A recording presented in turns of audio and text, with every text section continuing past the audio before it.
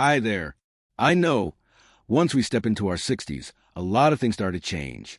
Our bodies slow down, sleep gets lighter, and our hair, that faithful companion over the years, begins to thin out. But today, I want to ask you something. Did you know that every day we might be unknowingly damaging our hair without even realizing it? I've worked with hundreds, maybe even thousands, of people in their 50s, 60s, even 80s, and there's one thing I keep noticing. Many people believe that hair loss is just something that comes with age, that it's just how it goes when you get older. But the truth is, most thinning or weakening of the hair doesn't come from age alone. It comes from small, quiet habits, things we do over and over again day after day. One of my patients, a 68-year-old woman, once said to me during a consultation, "I think I take really good care of my hair. I wash it regularly. I even use conditioner, but it still keeps getting thinner every year." I looked at her, smiled, and said, "Maybe it's the way you're caring for your hair that's actually making it weaker every day." Today, I want to go through those habits with you, not to blame, but to understand, to care, and to change. Because your hair, just like your life, can come back to life again if you know how to care for it the right way. Are you ready?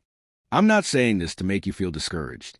On the contrary, I'm saying it because I truly believe once we understand the cause, that's when we can actually start to change something. And you know what? It's never too late to begin. I've seen hair that seemed beyond saving.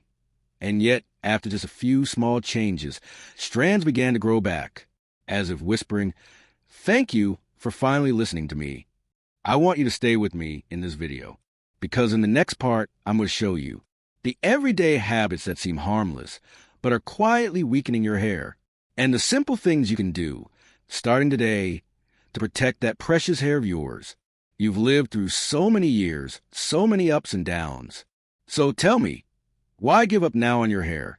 Something that's been with you your entire life? Stick around. Just a few minutes, but it could be the turning point for your hair and for your confidence. All right then, let's start with the first habit. Something that seems simple, something we all do every week, but it can be a double-edged sword for our hair after 60, washing it too often or not enough. I know. Some people are used to washing their hair every single day because it feels clean, fresh. Others go 5, 6 days, even a full week, without washing, either to avoid drying their hair out or because they're afraid of catching a chill. But our hair, especially as we get older, isn't as resilient or strong as it once was. The scalp changes, too. Oil glands slow down. The skin gets thinner, more delicate, and easy to throw out of balance. One of my patients, Mr. James, 67, used to wash his hair twice a day because it was thinning and would get greasy quickly. The result? His scalp became dry, flaky, and his hair started falling out in patches. I remember he asked me, "I wash it more to keep it clean. Why is it getting worse?" And I told him, it's just like overwashing your hands. You strip away the natural protection. Hair needs to keep a little of its natural oil to survive. On the other hand, if you go too long without washing, dirt, sweat, and dead skin cells start to build up, creating a perfect home for bacteria and fungus, which can block new hair from growing. So what's the right balance? For most people over 60, I usually recommend washing your hair 2 to 3 times a week. But it's not just about how often, it's about how you do it. Hot water, shampoos loaded with sulfates, scrubbing your scalp with your fingernails, all of that can silently damage your scalp, even if you don't feel it right away. I want you to think of your hair like a garden. You wouldn't flood it every day, but you also wouldn't let the soil dry out and crack. Hair care is the same. It needs consistency, balance, and a gentle hand. Have you been washing your hair simply out of habit, without really thinking about what your hair actually needs? If so, don't worry. Awareness is the first step to change.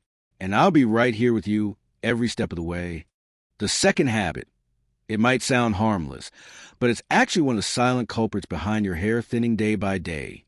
Using shampoos that contain harsh chemicals. I once spoke with a retired doctor. Her name was Linda, 66 years old. Her hair had been thinning over time, even though she was very diligent with her hair care. She used all kinds of shampoos labeled repairing, deep clean, anti-dandruff to the root. But when I looked closely at the ingredients, I gently asked her, "Do you ever feel your scalp itchy or a little tight after washing?" She looked at me, slightly surprised. Well, yes, but I thought it was just the weather. I shook my head and said, no, it's because of the chemicals in that shampoo bottle. A lot of products out there contain sulfates, parabens, artificial fragrances, and strong alcohols, ingredients that clean too much, stripping away the natural oils your scalp needs to stay moisturized and protect your hair. The result? An irritated scalp, hair that gets dry and brittle, and over time, thinner and weaker strands. Just because people want their hair to feel cleaner, they're actually making it weaker, one wash, one strand at a time. If you notice your hair feels squeaky clean too fast, but also falls out just as fast, then maybe it's time to take another look at the products you're using. Especially after 60, your hair doesn't need to be deep cleaned. It needs to be gently cared for, just like your skin.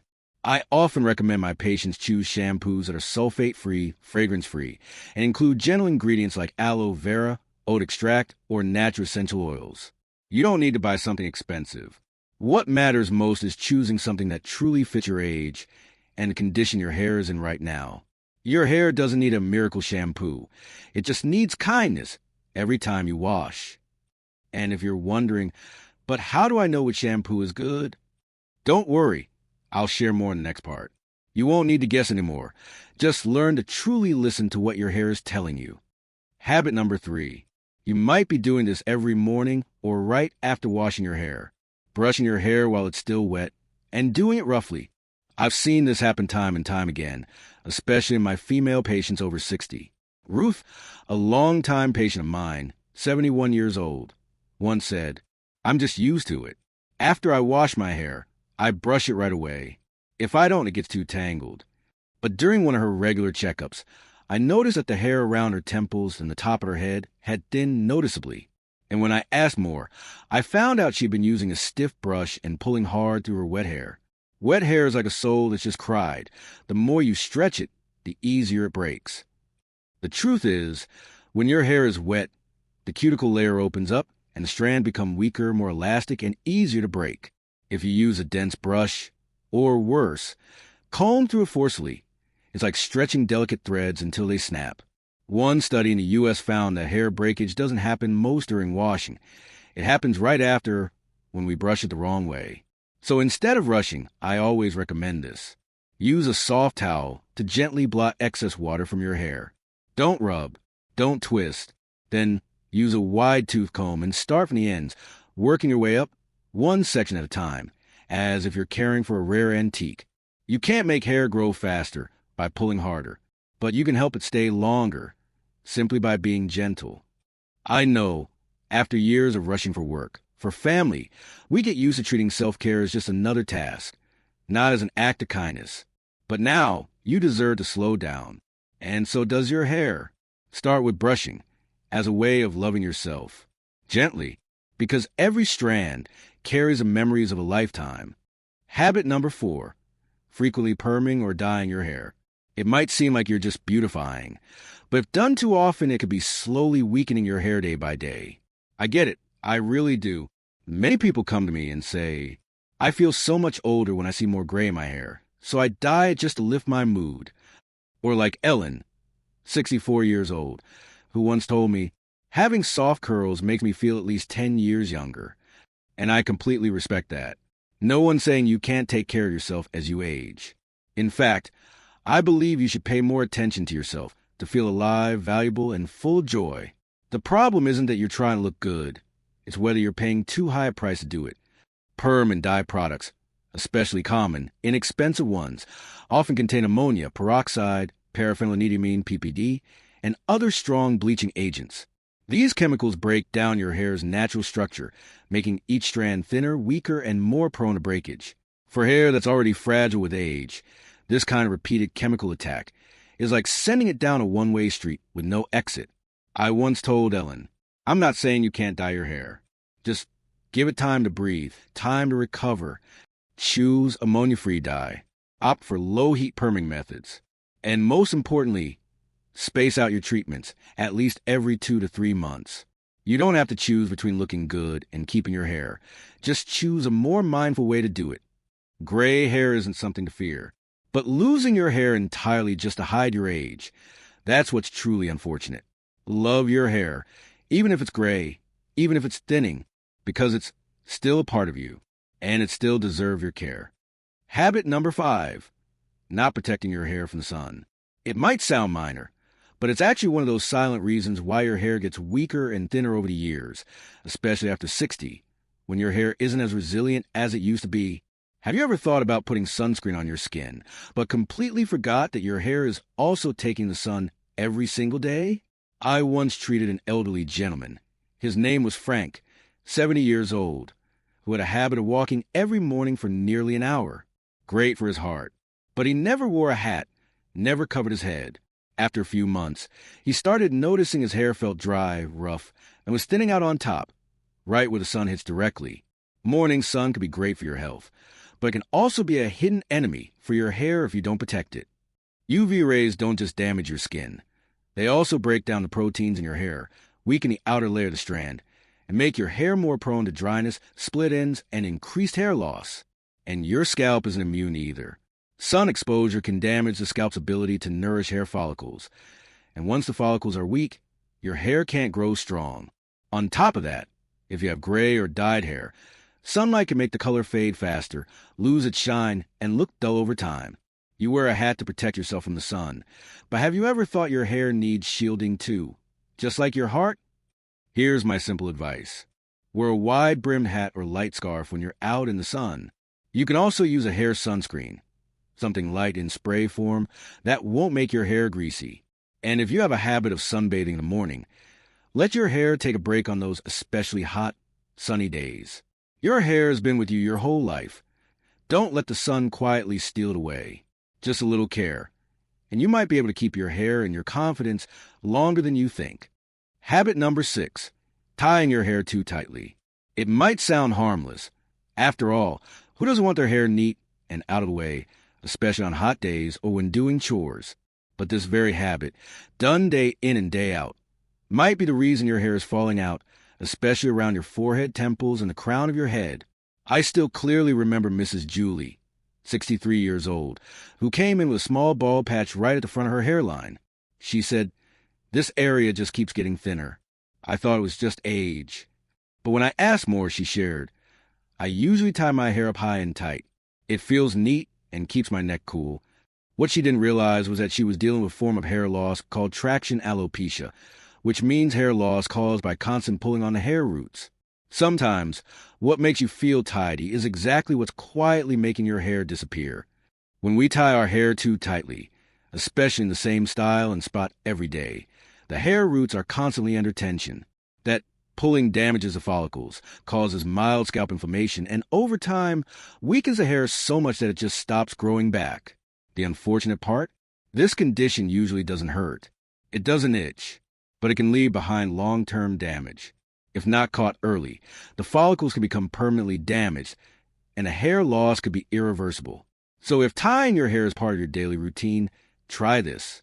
Use soft hair ties without metal parts. Avoid tying your hair too high or too close to the scalp. And remember to let your hair relax regularly, especially at night before going to bed. Hair is like people. If you pull it too hard for too long, eventually, it won't be able to take it anymore. Each strand of hair holds a piece of memory, a piece of you. Don't let convenience make you lose something that might seem small, but is incredibly precious. Habit number 7, and perhaps the most dangerous, yet the easiest to overlook: chronic stress and poor sleep. Most people don't think their mood or sleep has anything to do with their hair. But honestly, I've seen so many patients losing hair for no clear reason, all test results coming back normal, until they finally admitted, "Lately, I've been sleeping terribly and worrying about everything." One of my longtime patients, Mr. Harold, 69 years old, after retiring, started feeling useless. Then came the constant insomnia. He didn't even notice it until his hair started noticeably thinning. And he asked me, with worry in his eyes, could I really be losing my hair because I'm sad? I looked at him and said, "Your mood and your hair are more connected than you think. When your spirit is exhausted, your body goes into survival mode. It starts cutting out things that aren't essential to conserve energy, and unfortunately, hair is often the first to go. Your body hears your sadness, and sometimes it shows up as silent strands of hair falling. When you're stressed, Your body produces more cortisol, a hormone that messes with your hair growth cycle. Long-term sleep loss also slows down cell repair, which directly affects your scalp and hair follicles. Here's the truth. You can't keep pushing yourself through everything and expect your hair to keep growing like nothing's wrong. Hair needs deep sleep. Hair needs a calm mind. And above all, hair needs someone who knows how to care for themselves. Hair isn't just something on the outside. It's a voice from within. So, start with the small things. Turn off your phone earlier at night. Take a deep breath. Play some soft music. Ask yourself, did I treat myself kindly today? Don't just nourish your hair with conditioner. Nourish it with peace. Because your hair, just like your soul, can only be healthy when what's inside truly gets to rest. After hearing about these small, everyday habits that can quietly damage your hair, you're probably wondering, so where do I even start to make a change? The good news is, you don't need to do anything complicated. Just a few gentle, consistent adjustments, and your hair can begin to heal in the most natural way. The first thing I usually recommend to my patients is switch to a gentle shampoo with natural ingredients. Look for shampoos made with aloe vera, soapberry, oats, chamomile, or infused with essential oils like lavender or peppermint. They clean without stripping away your hair's natural protective layer. If you can read the ingredient list and understand what it says, that's already a good sign. Your hair doesn't need a strong fragrance or heavy foam. It needs to be treated like delicate skin. Next, washing your hair 2 to 3 times a week is enough. Too much washing dries it out. Too little clogs the follicles. What really matters isn't the number of times, but whether you're listening to what your scalp actually feels. And when brushing your hair, use a wide tooth comb. Start from the ends, move gently upward, as if you're turning the pages of a precious old book. Don't rush. Don't tug. Let your hair be treated with care. Your hair has stayed with you for so many years. It deserves to be handled with patience and love. You can also start nourishing your hair at home with simple things. A few warm drops of coconut oil or argan oil, gently massaged into damp hair after washing, not only feed the hair, but also relaxes the mind. And if you really want to change things from the inside out, take a little time for meditation, yoga, or simply sitting still, breathing slowly, turning off your phone a little earlier each night. Deep sleep and a calm mind. That's the true foundation for strong hair and inner peace. Because in the end, taking care of your hair is also a way of learning to take care of yourself again, with the kind of tenderness we sometimes forget in the rush of daily life. I'm Dr. Thomas Blake, a geriatric specialist with over 30 years of experience supporting the health of people over 50. And today, I've had the chance to share with you something I often remind my patients. Sometimes, just a few small changes in your daily habits can make a big difference for your hair and your confidence. We've just gone through a list of things that might seem harmless at first. Washing your hair too often, using harsh chemical shampoos, brushing wet hair too aggressively, or tying it too tightly. All of these can slowly weaken your hair over the years. But what I always emphasize is this. It's never too late to start taking care of yourself. It's never too late to love yourself. Start with the little things, like your hair. If you found today's tips helpful, I'd truly appreciate it if you gave the video a like, or shared it with someone you care about who might need to hear this too. And don't forget to hit subscribe, because I'll be back with more videos on how to stay healthy, sharp, and naturally radiant as you step into some of the most beautiful years of your life. Thank you for spending this time with me today. Take good care of yourself, because you deserve to live each day healthy and glowing.